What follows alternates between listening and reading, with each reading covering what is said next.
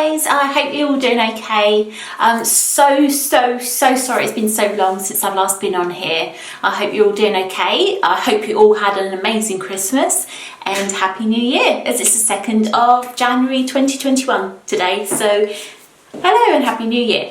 So I wanted to discuss today something that came into effect from yesterday, actually, New Year's Day here in the UK. And I just wanted to discuss with it and just get some people's opinions and views and what they think, and just celebrate it really. So it's actually to talk about how a UK EU government taxation on sanitary products. So this has been something that's been around since, I believe, in different forms since 1973, since joining the EU, I believe. Correct me if I'm wrong. It changed slightly in 2001, but still was around. And from yesterday, in the UK, they've decided to, because we've left the EU now, obviously, drop the tax on sanitary products. So they actually class them, and this is ridiculous, isn't it? Because just think how essential they are, you know, particularly to a lot of you guys out there, myself, you know, that have very heavy periods and really struggle month to month. They actually class them as an essential, a non-essential luxury item. That's just ridiculous. It's absolutely ridiculous, isn't it?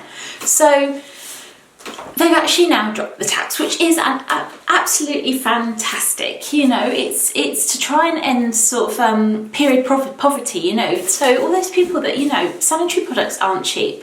They really aren't cheap. And especially if you have heavy periods or, you know, something where you need the right protection, right level of protection on a monthly basis to be able to live normal day to day, it's expensive, you know, it's really expensive. And so this is a step forward in women's health, and it's got rid of what a lot of people have classed as very sort of sexist, you know, legislation, you know, classing period products, so they called it the Tampon Tax, as non-essential and luxury. I mean, there's nothing luxury about having a period. I mean, you know, some people it might be, you know, I'm not saying it's not great for everybody, you know, if you've got a period it means you're healthy and all of this and all of that, but I meant in terms of it's not luxurious if you have issues or problems with it, but also it's an essential part of being a woman. And, you know, it's not something we can stop, particularly, you know, there's medication that can stop it, but it is just about being a woman, and I don't know how they can class it as being a luxury item. So it's brilliant news to hear that since yesterday, they've actually dropped the 5% tax, the VAT, on sanitary items in the UK, which is great. And I believe they're also trying to do a lot more based on sort of I can't say that word very well, period poverty. So especially young girls who can't afford sanitary products. I think there's about 1 in 10 possibly girls in the UK that can't afford sanitary products or the right products. So there's lots of campaigns out there to try and help those girls, whether it's going into schools and colleges to give away you know, sanitary products are free to young girls and things like that. So I think it's a real step forward. It's a real step forward to try and encourage it and try and get rid of that stigma. Trying to get rid of that stigma of, you know, ooh, they're dirty, they're, you know, ooh, you know, and trying to actually encourage people to talk about it, to see it as a normal, everyday, healthy part of being a woman. And about empowering women as well. So it's brilliant, absolutely brilliant, great news. Should have been done years ago, should never have really occurred anyway. But yeah, it's great to hear that, you know, at last it's happening. I know there've been activists for years and years trying to campaign against it, and trying to encourage people to talk about women's health, and to try and end poverty and things like that. And I think this is a real step forward. You know, I'd even go so far as saying that, you know, they say it's a non-essential item, you know, luxurious item. I think I could even go towards, and I know this isn't, you know, a pipe dream, but to say that it should be free. Some of it should be free if you've got a medical condition, if you've got something which means that it's very expensive to be able to live a normal life if you haven't got the products you need. So I'm just thinking, I'm not thinking of myself particularly, but if you're new to the channel, I have what's called uterine fibroids, and they cause me to have heavy periods, and long periods as well. So I need to have the products to be able to cope with that and to be able to carry on and function normally.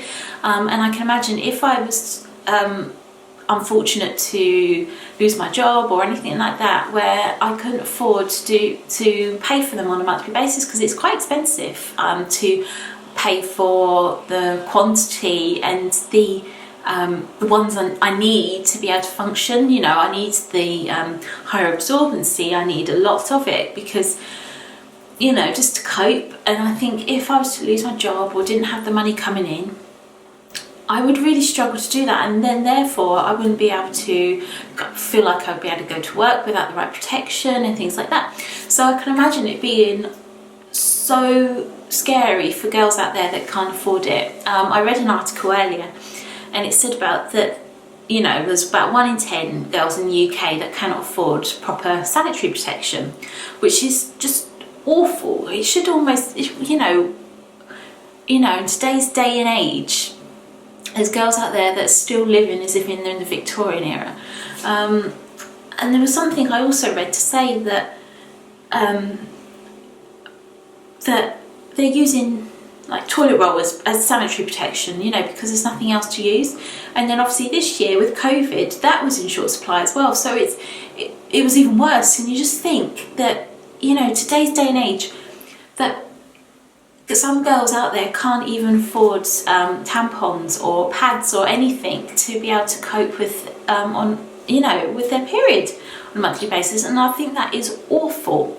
And then for them to have taxed on top of that is horrendous. So at least we're going in the right direction in terms of that, and we're going in a brilliant direction if we're then helping girls, you know, to provide them with the protection they need. And also I think thirdly, I think it's great that it's educating the country in terms of talking about it. It's on like national news pages on, you know, on the internet, and I think that's great because it's really making people talk about it and making it a thing, and making people aware of it, and then that goes obviously on towards sort of losing that stigma to talk about periods and sanitary protection and things that people just don't talk about. And I think that's great that it's all coming together. But guys, what I wanted to really find out today is what you all think about it. What's the situation in your country? If you're not from the UK, what's the situation in your country in terms of taxation on sanitary products? Do you have something, you know, are sanitary products taxed? Are they seen as a luxury item? Is there period poverty in your country? And what are your opinions on this? You know, the tampon tax, it's great, it's gone in the UK. Do you think other countries should follow suit if they haven't already? So I'd love to sort of hear your comments, guys, or if I've said got any of my facts wrong today or something not quite right, please let me know, because I'm learning just like you guys. I'm reading, I'm finding out about things, I'm fascinated about things, but there's still got so much to learn, so much to learn. And what I tend to do, if you're new to the channel, is I will find out about something because I want to teach myself, and then I want to tell you guys about what I've learned. And so I am on a learning curve. And so if there is something I've missed or something I haven't got quite right, let me know, because then we can learn together. So pop it in the comments below, and just, yeah, we can just have a little discussion below about what everybody thinks.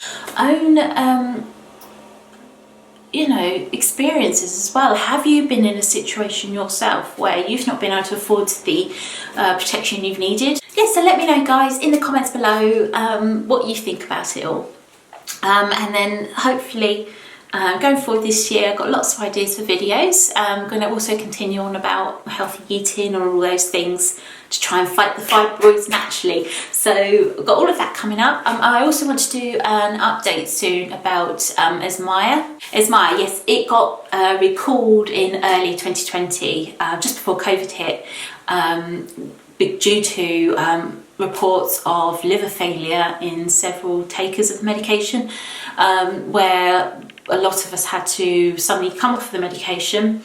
I had to have a series of blood tests, check liver functions and things like that, and I know I've spoken to a lot of you guys out there about similar situations, but because of COVID, we've all been in a similar situation where there's not been an opportunity to see our consultants, our gynecologists, to find another remedy or a way of dealing with it. So I know there's a lot of you guys out there, same as myself, where we've come off the medication, Esmaya, which, as I say, I'll speak about, you know, have an update in another video soon.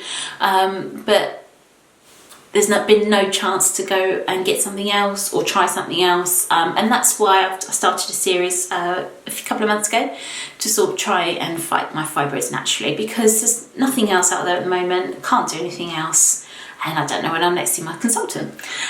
So yeah, lots of things coming up, mainly about women's health, lots about fibroids, lots about, obviously about Esmaya, so come along with me, guys. Lovely to see you all. As I say, it's so sorry it's been such a long time since we last saw each other, but look forward to reading your comments, and I'll look forward to seeing you guys again soon. Take care, Happy New Year, and see you soon. Take care, bye.